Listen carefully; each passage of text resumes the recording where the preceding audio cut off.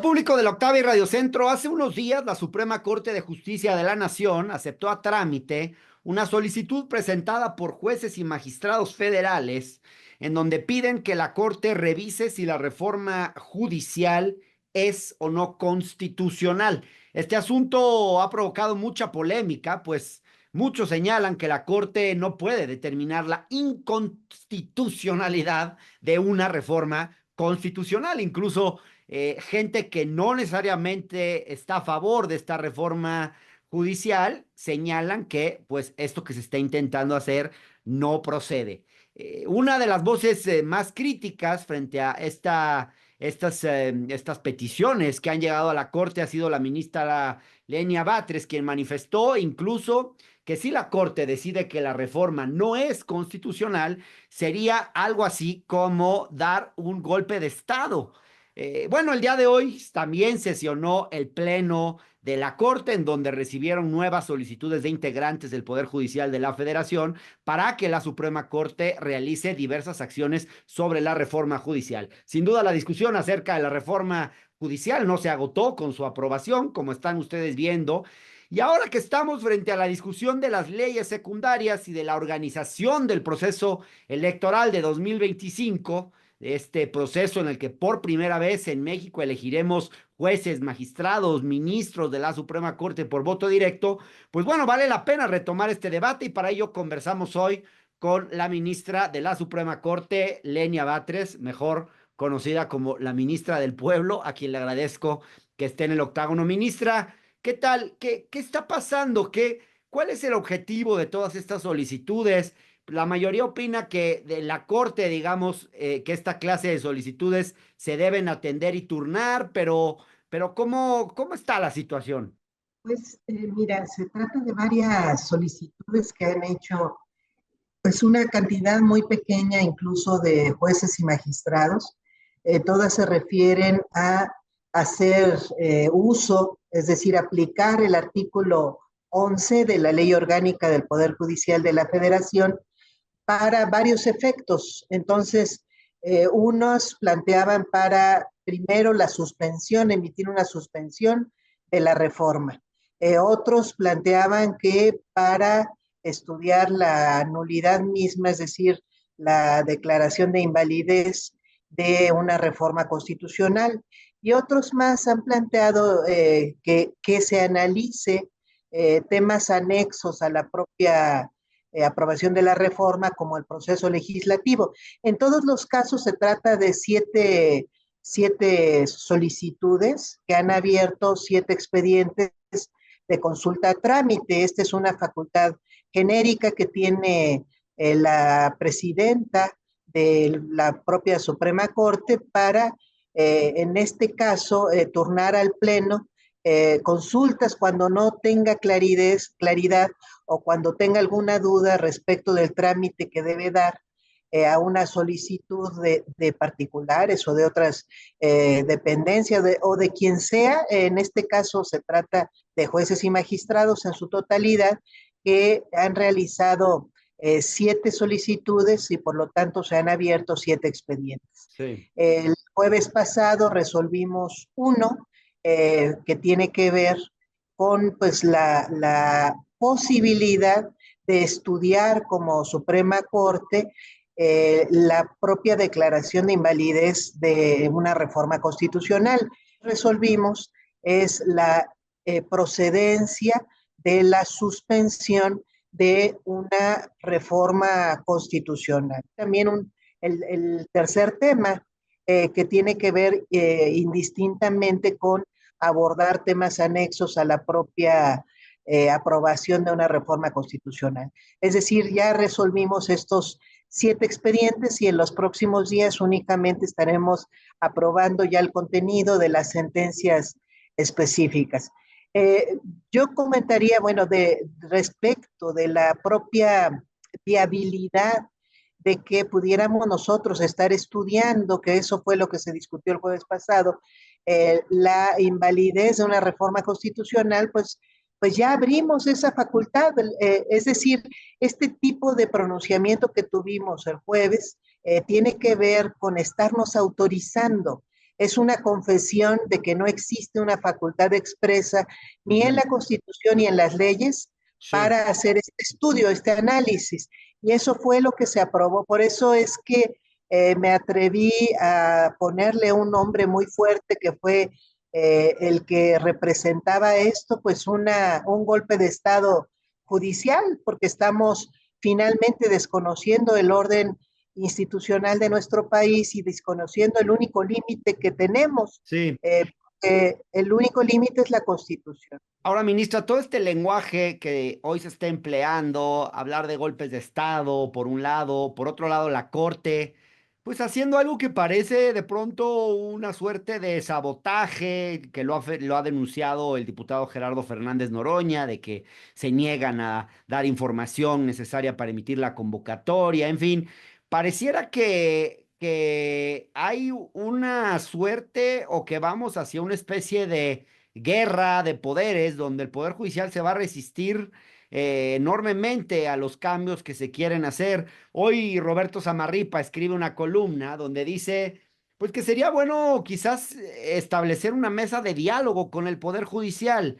Y yo me pregunto si no sería deseable, porque de pronto pareciera que esta reforma que, pues esta legislatura la actual legislatura tuvo 10 días para discutirla, aunque es cierto que la discusión venía de antes, pero los diputados actuales apenas lo pudieron discutir en 10 días y pues pareciera un poco como si todo esto haya sido resultado de una imposición, poco diálogo y bueno, pues una serie de incertidumbres que plantean los trabajadores del Poder Judicial, los propios integrantes de la Suprema Corte. ¿No habría que dialogar para que esta transición hacia la reforma y hacia el nuevo sistema que se va a crear sea un poco más tersa y no genere una inestabilidad política incluso innecesaria? Pues justamente lo que estuvimos proponiendo desde que se presentó la iniciativa en febrero pasado aquí en el Pleno de la Corte fue justamente plantear, participar en una mesa de diálogo, sentarnos con el Poder Legislativo a dar nuestra opinión. Es más, yo propuse aquí en el Pleno expresamente que construyéramos una iniciativa paralela o un conjunto de opiniones en los que sí estuviéramos de acuerdo la totalidad de los ministros para sentarnos con el Poder Legislativo y brindarles pues estos puntos de vista del consenso de los ministros. Desafortunadamente no se atendió esta petición. Aquí en lo que hizo la ministra presidenta la Corte fue convocar a un conjunto de consultas con la propia comunidad del Poder Judicial, a las que, por cierto, a mí no se me invitó. Solamente se me invitó a escuchar las conclusiones de esas consultas y peor aún, el resultado de esas consultas o de los foros que se hicieron en todo el país fueron presentados primero para la propia comunidad del Poder Judicial y hasta que estaba a punto de votarse en las cámaras de senadores, una semana antes, si mal no recuerdo, es que se le presenta al Poder Legislativo. Es decir, a mí me hubiera encantado que hubiéramos tenido tantita voluntad para sentarnos con la legislatura pasada, que es la que debatió, abrió la consulta, nos invitó, estuvimos presentes, pero nunca trabajamos un proyecto de consenso del Poder Judicial para presentarle al Poder Legislativo. Entonces, no se consideraron como tales nuestras propuestas. Algunos ministros o ministras presentamos propuestas paralelas o complementarias. Yo espero que las que presenté sean consideradas para la reforma secundaria que se tiene que hacer a esta reforma constitucional aprobada, pero pues no la estamos haciendo como pleno, no hubo nunca ese espacio, ojalá ahora lo hubiera, volví a proponerlo en el pleno de la Corte, no se acordó así, se dijo que íbamos a estar discutiendo en el propio pleno, pues ya como fuera viniendo la agenda tanto política como legislativa y judicial, pues las propuestas a que hubiera lugar. Sí. Entonces, no ha habido ni el espacio interno, no solo no ha habido solicitud para presentarla al Poder Legislativo para abrir ese proceso de diálogo, sino que internamente tampoco lo hubo. Y bueno, por lo demás hemos tenido conocimiento que hay varios ministros que sí se reúnen a plantear sus inquietudes, que incluso han buscado o han tenido conversaciones con el propio Poder Legislativo y el propio Poder Ejecutivo sobre los temas de la reforma, pero no ha habido pronunciamientos institucionales porque no se trata ni siquiera de acuerdos. Se puede asumir que el Pleno de la Corte o el Poder Judicial tenga alguna observación de carácter oficial y, por supuesto, consensado internamente. Se antoja complicado, ministra, porque pongo dos temas sobre la mesa. Uno es que la Corte puede, con su conformación actual, puede, digamos, poner varios obstáculos al proceso, puede cuestionar eventualmente la constitucionalidad de la legislación secundaria que se apruebe. Y sabemos también, por ejemplo, que hay un descontento fuerte por parte de los trabajadores del Poder Judicial. Si bien la reforma incluye un transitorio en el que se establece que los derechos de los trabajadores van a ser respetados, pues se han cuestionado también, por ejemplo, que podría haber gente afectada por el hecho de considerar como tope de las pensiones el salario del presidente, lo cual implicaría, dicen, darle una lectura retroactiva a la reforma en perjuicio de los propios trabajadores. Y yo me imagino que si los trabajadores están reclamando, pues es por algo. Pareciera un poco como aquellos trabajadores que reclamaron después de la reforma educativa, pues hoy parecieran que el daño de la reforma judicial son los propios trabajadores del Poder Judicial, que yo me imagino que tienen algunas reivindicaciones que tienen que ser legítimas o no. Pues yo creo que no, por varias razones. En primer lugar, no sé si tú tengas conocimiento, Hernán, pero el sindicato titular de las condiciones generales de trabajo del Poder Judicial no se fue a paro. Es más, llamó a los propios trabajadores a no iniciar este paro, sino estar simplemente observantes de lo que hicieran los Sí. jueces magistrados al cerrar los juzgados. Entonces, no son los trabajadores los que convocaron ni los que se fueron a paro, los trabajadores basificados. Sí hay un conjunto de trabajadores, yo entiendo que son fundamentalmente secretarios o trabajadores de confianza nombrados directamente por los jueces y magistrados, o trabajadores que finalmente sí tienen una adherencia totalmente subordinada a los jueces y magistrados, en algunos casos, y lo voy a decir porque hay que decirlo, porque son parientes de ellos mismos, que se sienten afectados en sus derechos o son solidarios con jueces y magistrados, y en otros casos, en el caso de los secretarios, incluso podría yo pensar que es el único caso que podría asumirse como legítimo porque hay una preocupación de que han aprobado exámenes y ya no van a poder ser en este momento nombrados porque nos dicen que sí existe un orden de prelación entre quienes ya aprobaron exámenes. Me dicen ahorita que en estos momentos tenemos una bolsa de cerca de 9,000 personas, que quiere decir integrantes del propio Poder Judicial, que se encuentran haciendo una fila por orden de prelación que nadie conoce más que el Consejo de la Judicatura Federal, para en algún momento ser jueces. Ya ellos son los únicos afectados porque siendo trabajadores de confianza no van a tener el reconocimiento que da el artículo 10º transitorio del decreto de la reforma judicial. En ese 10º transitorio están 100% garantizados los derechos legales constitucionales e incluso los derechos adquiridos fuera de la ley, es decir, extralegales y extraconstitucionales que tienen absolutamente todos los trabajadores basificados ¿Por qué se del. están movilizando entonces, ministra? No son los basificados. Yo insisto, Hernán, y te lo vuelvo a comentar, son trabajadores de confianza o son trabajadores que quizás sean basificados, no lo sé, pero que tienen una adhesión inmediata de algún tipo, ya sea en términos de subordinación o en Sí. términos de identidad familiar con jueces y magistrados, y por lo tanto tienen algún tipo de solidaridad y se entiende que incluso se pueden llegar a sentir afectados.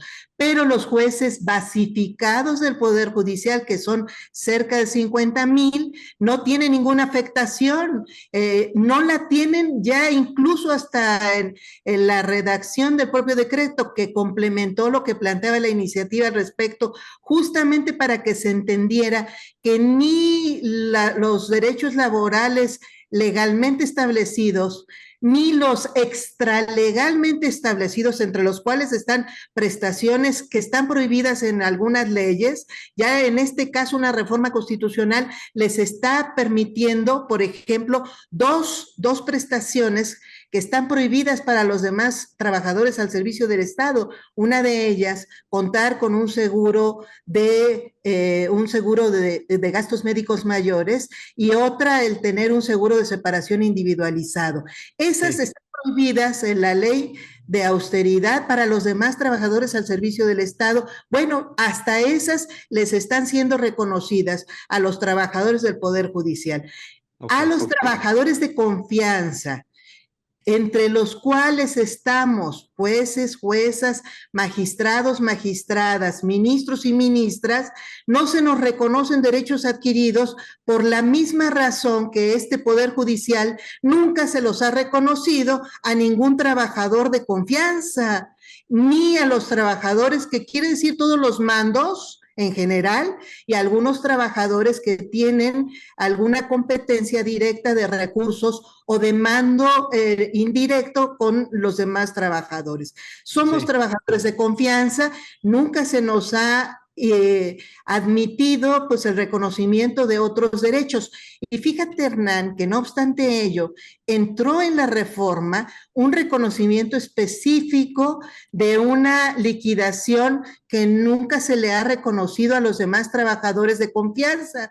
Pero además, déjame, te comento finalmente, que hay trabajadores que no son trabajadores de confianza, que se encuentran al servicio del Estado, como los maestros, ya que aludías a la reforma educativa, y los policías de los municipios, de los estados y de la federación, que la Constitución, en reformas constitucionales, se les retiró cualquier derecho adquirido, no fueron considerados como sujetos de derechos laborales.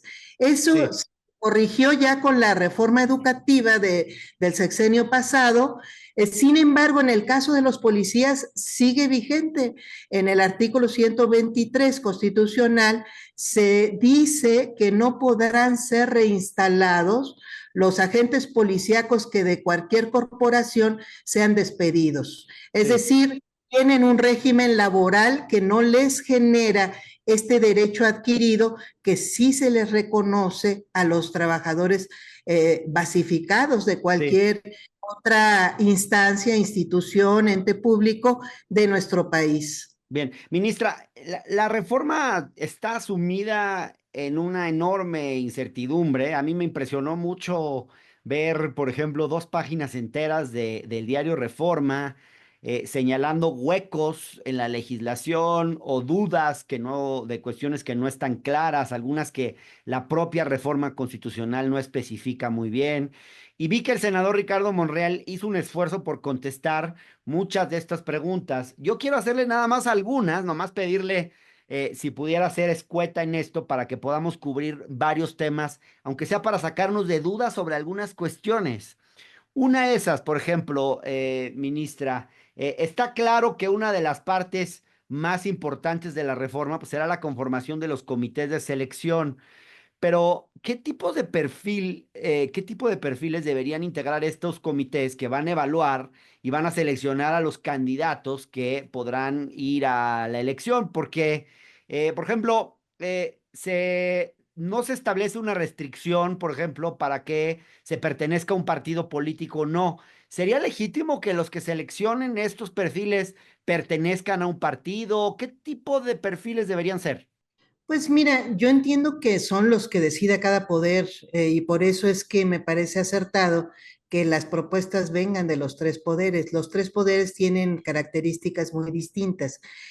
Hasta ahorita no se ha prohibido que los propios jueces, ni los magistrados, ni los ministros provengan de ningún partido político. Yo no entendería por qué debemos incorporar eso al comité de selección. Porque además se alega mucho que cuando son integrantes de un partido político no son neutros, lo cual quiere decir supuestamente lo contrario, que si no son integrantes de un partido político sí son neutros. Y bueno, lo que nos dice la historia es que eso no ha garantizado para nada una supuesta ciudadanización de los órganos, al contrario, lo que hacen es esconder más su parcialidad. Entonces, a mí la propia idea de que no forman parte de un partido político no los hace ni limpios, ni higiénicos, ni neutros, ni imparciales, ni independientes. ¿Pero no le Eh, preocupa el potencial riesgo de partidización del Poder Judicial? es que no tuvieran algún tipo de parcialidad, pues eso pues tendrían que no ser humanos. Yo creo que podría ser recomendable, pues nada más para que no se vea que hay una inclinación, pero insisto, pues eso no nos va a dar garantía de absolutamente Ya. nada. Es más, podrían estarse seleccionando pues a 5 personas que no sean integrantes de ningún partido político, pero como se ha hecho, por ejemplo, en el caso del INE o en el caso del Instituto de Transparencia, pues estarse asignando por cuotas y por lo tanto cada partido tener a sus integrantes, lo cual me parecería un completo fraude a cualquier tipo de pretensión supuestamente de neutralidad. Pero no veo yo ahí el tema principal. Lo que sí veo es que deben tener criterios de a qué tipo de jueces o a qué personas van a admitirse, dónde se va a poner el acento de la selección y en el caso del Poder Judicial, qué tipo de, que es el que nos corresponde al pleno de los 11 ministros y ministras que actualmente lo conformamos y vamos a decidir a la primera generación de propuestas de este Poder Judicial, pues sí, sí me gustaría proponer perfiles, más que estar preocupada si pertenecen o no ellos mismos, pues sí ponen los perfiles de a quién debe seleccionar, qué tipo de cualidades deben buscarse para, por ejemplo, estar proponiendo a quienes ya hayan sido jueces o magistrados cómo vamos a garantizar que tengan probidad, que tengan buena fama, que vayan a ser honrados, honestos. Todo eso me parece mucho más importante Sin duda.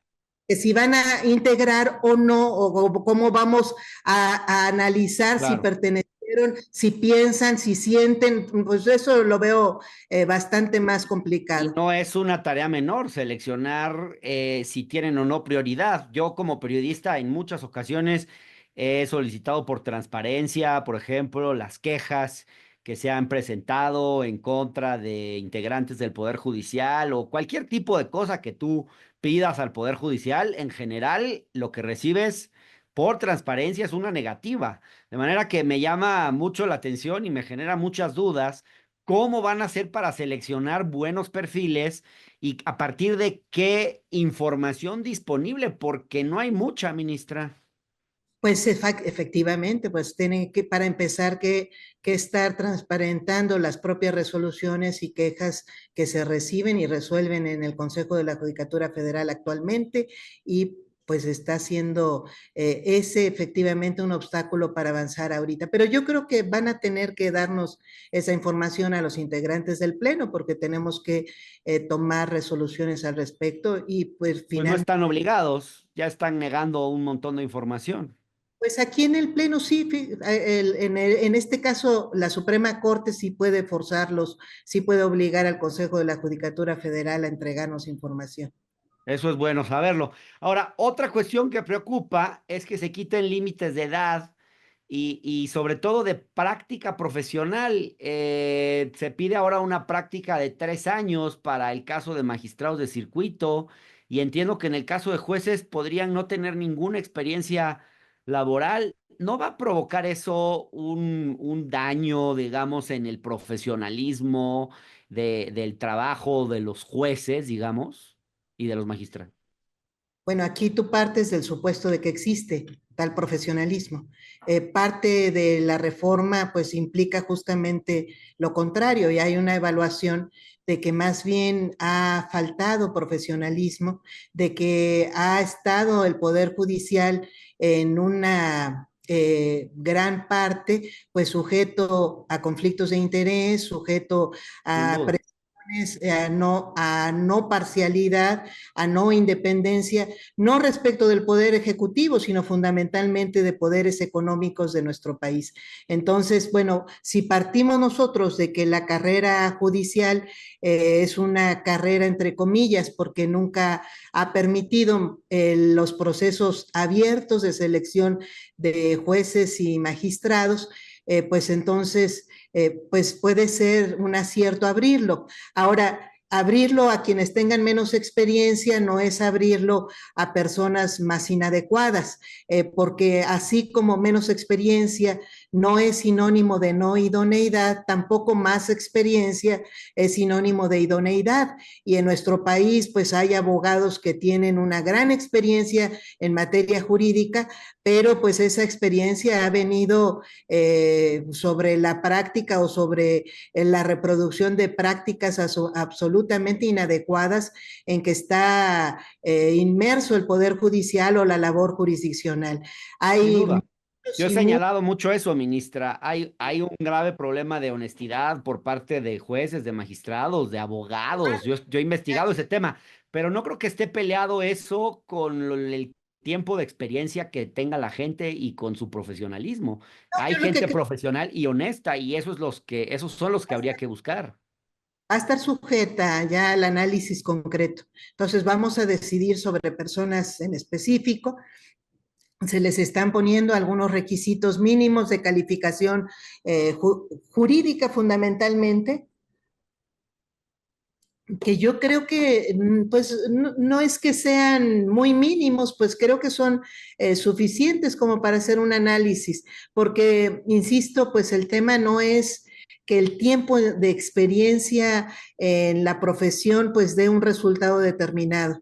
Ni lo da a favor ni lo da en contra, ni que mucha experiencia signifique algo, ni que poca experiencia signifique algo. Y en ese sentido, pues nos va a abrir, simplemente abrir a este mínimo de experiencia nos permite que evaluemos entre personas más jóvenes, que puede ser en sí mismo pues también un acierto porque están empezando a formarse y formarse, aunque haya quienes crean que aquí deben entrar formadísimos y casi superdoctorados en no sé qué cosa.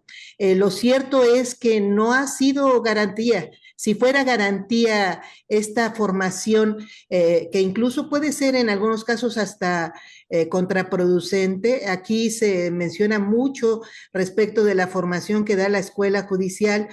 Bueno, pues la escuela judicial, yo no he visto un curso extraordinario que, por ejemplo, algunos ministros podamos estar considerando para que enriquezcan nuestros criterios jurisdiccionales. Hay una formación en realidad muy limitada a materias específicas como los procedimientos Sí.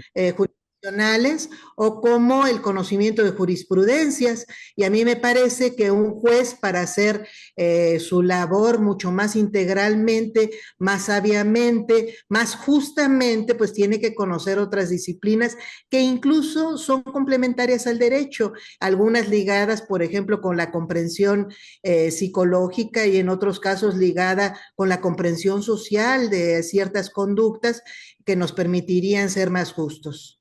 Ahora, yo le comparto un caso personal, ministra. Yo como periodista en este momento estoy siendo objeto de un acoso judicial, denuncias civiles, penales, y la verdad es que yo creo que es probable que en la Ciudad de México se me condene, porque es una justicia que todos conocemos como muy deficiente y plagada de corrupción. Y dentro de todo, pues mi esperanza hasta ahora era que a nivel federal podría haber justicia y sobre todo porque hay una gran jurisprudencia en materia de libertad de expresión.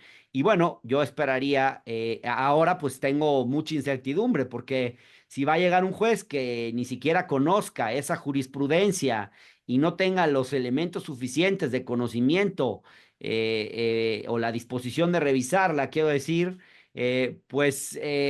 gente como nosotros, como los periodistas, quedamos en una situación muy vulnerable, incluso porque muchos de los periodistas enfrentan demandas por parte de los gobernadores, que con esta reforma de por sí ya controlan los gobernadores los poderes judiciales locales. Con esta reforma, probablemente también los gobernadores de facto podrían estar poniendo a los jueces en los estados, porque son los que tienen la capacidad de la movilización electoral. En fin, muchos temas, pero hasta que uno no lo vive en carne propia, también no empieza como a preocuparse más, ministra. No, bueno, es que Hernán, mira, fíjate, actualmente puede haber jueces que aún teniendo la experiencia de muchos años, pueden y hacen, de hecho, resuelven contra derecho, resuelven contra jurisprudencias y resuelven a veces incluso contra el sentido común. Y fíjate que hay pues la competencia del Consejo de la Judicatura Federal para sancionarlos y nadie los sanciona. Con la reforma, si hay un juez que no quiera hacer su trabajo, que es en principio justamente consultar y disciplinarse, porque la jurisprudencia es obligatoria para los jueces. Entonces, ellos son los jueces de distrito, están subordinados a la jurisprudencia que se encuentre emitida, que sea vigente, y si no lo hacen, si no cumplen con la ley, con la constitución, con la jurisprudencia y hacen razonamientos lógicos y aplican métodos de interpretación que acepta la propia Suprema Corte de Justicia de la Nación, pues entonces en este momento sí podríamos hasta destituirlos, porque cualquier persona podría presentar una queja en el Tribunal de Disciplina Judicial y no sucedería lo que sucede ahora, que no se inician ni siquiera los procedimientos. En este caso, el tribunal estaría obligado a dar trámite a las quejas y en consecuencia, si ha lugar alguna sanción, pues realizarla. Pero eso actualmente no sucede, Hernán. Entonces creo que tú y cualquier periodista, pero no solo los periodistas, pues cualquier mexicano y mexicana que Claro. tenga derecho humanos y que quiera hacerlos valer, pues tendría una instancia ante la cual recurrir que además tendría que resolver. Claro. Ahora, otra preocupación, ministra, es un enorme número de juzgadores los que se van a someter a elección y hay entidades federativas como la Ciudad de México, el Estado de México, Jalisco, Nuevo León, donde la cantidad de candidatos va a ser tan grande que yo me pregunto, ¿cómo va a poder el ciudadano, aún el más interesado, conocer suficientemente a los perfiles para poder formarse una opinión sobre el sentido de su voto? ¿Qué pasa si al final tenemos votaciones donde solamente vota el 3, el 4 o el 6% de los electores? La experiencia de Bolivia no es particularmente, digamos, interesante en cuanto a la cantidad de gente que ha salido a votar por jueces y magistrados en los procesos electorales. ¿Por qué pensar que aquí habría una votación muy copiosa? También pregunto. Mira, aprovecho para contestarte otra parte de la pregunta anterior que Sí, hacías, que gracias. decías que estábamos en riesgo de que los gobernadores pusieran a los candidatos. No, fíjate que no existe ese riesgo porque los únicos que van a proponer a los jueces, a los candidatos a ser jueces, magistrados y ministros van a ser los poderes federales, no los poderes locales. Entonces, está en realidad, es tan difícil porque van a proponerse tres candidatos por cada uno de los poderes por espacio a cubrir, a vacante. Entonces está muy difícil siquiera que los tres poderes pudieran estar recibiendo propuestas de los gobernadores. O sea, Pues no sí, podría cabe. ser, porque los diputados muchas veces son controlados por los propios gobernadores, los diputados de cada estado. Sabemos eso los que estudiamos el sistema político mexicano. Mira, pero tienen un número muy limitado. como para aceptar, para tener ellos propuesta, para tener propuesta de las y los legisladores y además propuesta de los gobernadores. Me parece simplemente que la reducción de posibilidades está muy acotada, más aún cuando va a haber una tómbola de los perfiles idóneos. Entonces se acota todavía más, tendrían que contar con la suerte, con el espacio para hacerlo y con la complicidad o con el consentimiento del poder legislativo en ese caso, o del poder judicial o del poder ejecutivo. Entonces no parece ni que quepan, ni parece tan probable como esta parte de los ya seleccionados idóneamente y a la hora de realizar una tómbola, pues queden. Entonces, por eso es que lo veo complicado. Pero comentas o preguntas también de esta otra parte, me repites la pregunta, ya no Sí, la... de la cantidad de jueces y magistrados que se van a someter a elección y sobre todo en algunas entidades como la Ciudad de México y las otras que mencioné.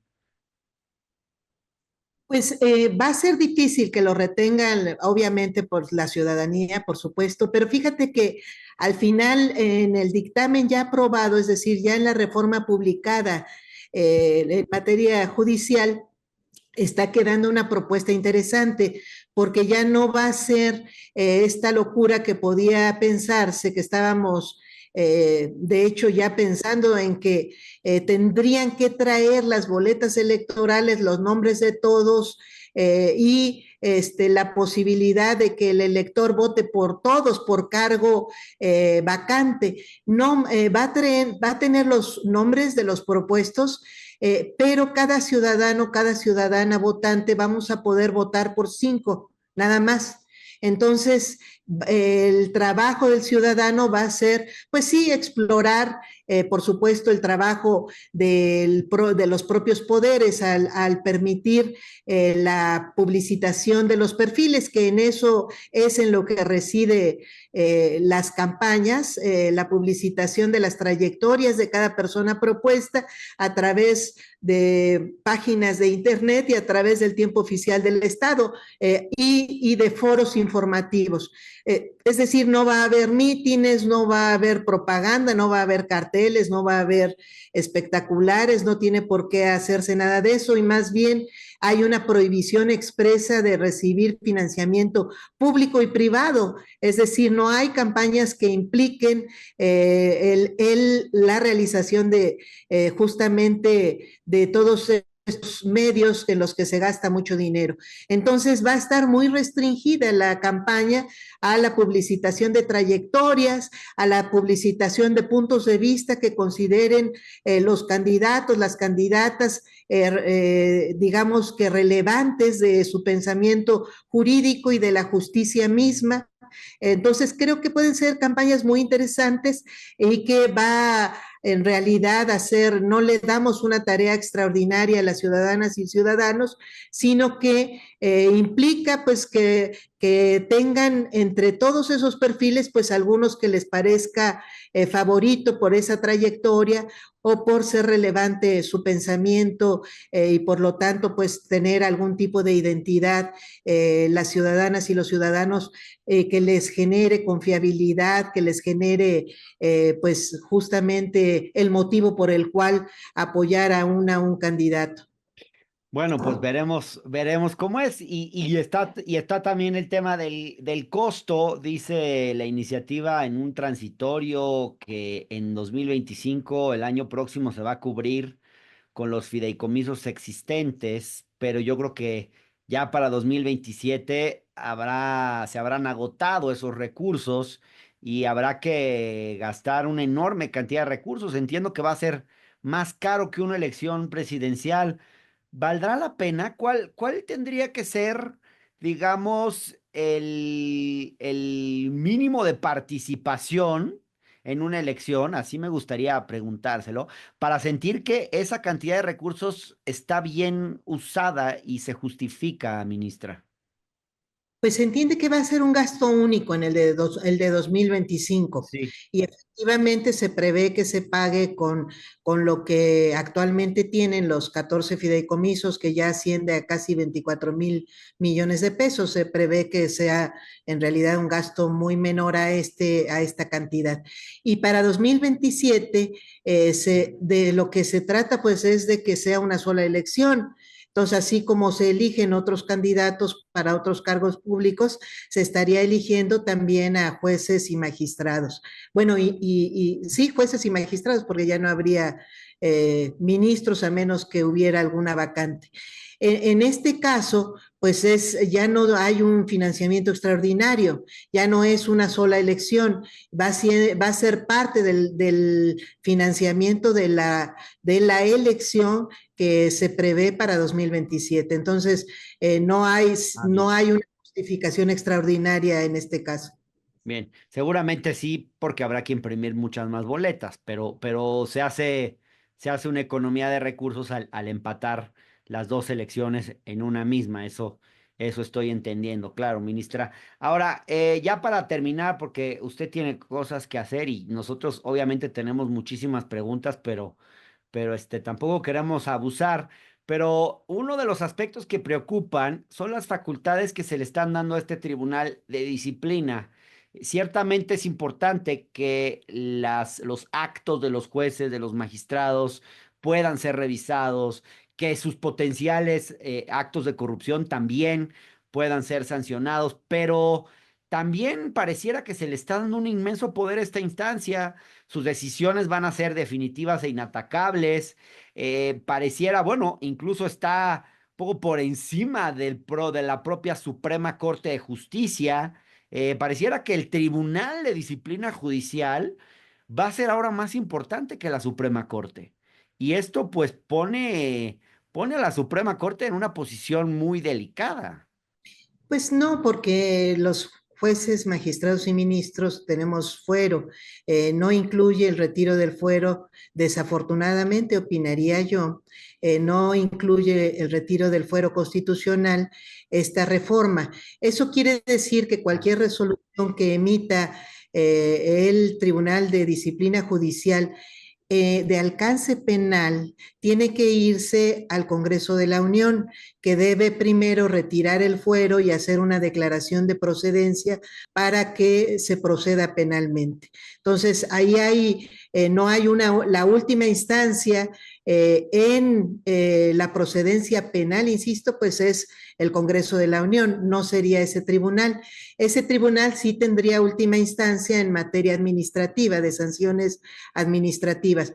Bueno, si consideramos que actualmente el Consejo de la Judicatura Federal no se siente ni siquiera presionado para iniciar los procedimientos correspondientes, pues yo creo que es una virtud. Y si además consideramos que los ministros y ministras del Pleno de la Suprema Corte actualmente no somos sujetos de sanción administrativa, pues también es otra virtud, porque no tenemos nosotros por qué estar por encima, por ejemplo, lo que se está resolviendo, lo que se resolvió el jueves, estar encima del orden constitucional y no tener ninguna consecuencia y no pasa nada. Resulta que nos erigimos por encima de la Constitución y no pasa nada. Bueno que ahora pueda pasar, por lo menos a través de una autoridad distinta, imparcial, independiente y autónoma del propio Pleno de la Suprema Corte de Justicia de la Nación. Y por lo demás, fíjate que tampoco también estaba exagerándose mucho porque finalmente el cuestionamiento tenía que ver con que no se estaban dando las dos instancias que nos dice la Constitución que debe tener cualquier tipo de instancia judicial. Y aquí pues ya entiendo yo que pues la propia reforma secundaria pues estará abordándose este tema, lo cual me parece muy adecuado y estaría resolviendo esta que me parece la única observación legítima de legalidad del propio Tribunal de Justicia, de Disciplina Judicial. Hubo en este sexenio, se dieron a conocer audios incluso de presiones a jueces, a magistrados, presiones políticas, y preocupa que este tribunal pueda ser utilizado de la misma forma pero incluso ahora con mucha más fuerza que antes.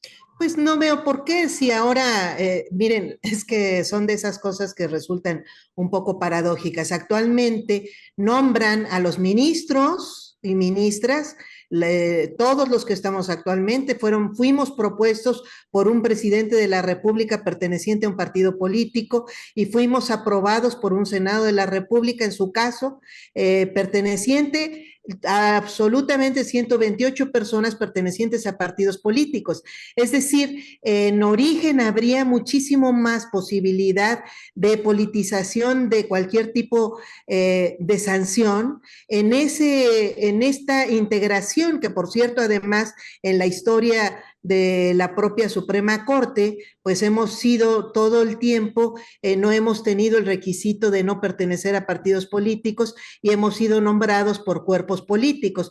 Es la primera vez que están nombrando o que estaría nombrándose a jueces, magistrados y ministros, digamos que el voto popular e incluso estas comisiones de selección que lo que van a hacer en realidad es una propuesta muy amplia que va a ser sorteada y que finalmente en la que va finalmente a tener la decisión cada uno de los tres poderes, que tenemos, sí, todos un origen ligado en este momento, pues a los propios partidos políticos. Entonces, una vez que se vaya desligando cada vez más, porque será el voto popular el que lo desligue de los partidos políticos, pues yo entiendo que hay mucho más posibilidades de autonomía, independencia, imparcialidad y por supuesto de desligamiento. Si creemos que ahí está la clave de la justicia, bueno, yo no lo creo, pero para los que sí lo crean, pues ahí estarán viendo cada vez más la lejanía de cualquier partido político, de los jueces, magistrados y ministros.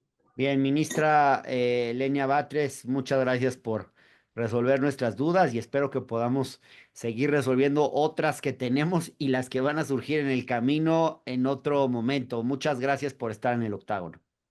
Muy buena tarde, Hernán. Saludos a ti y a tu auditorio. Saludos, gracias.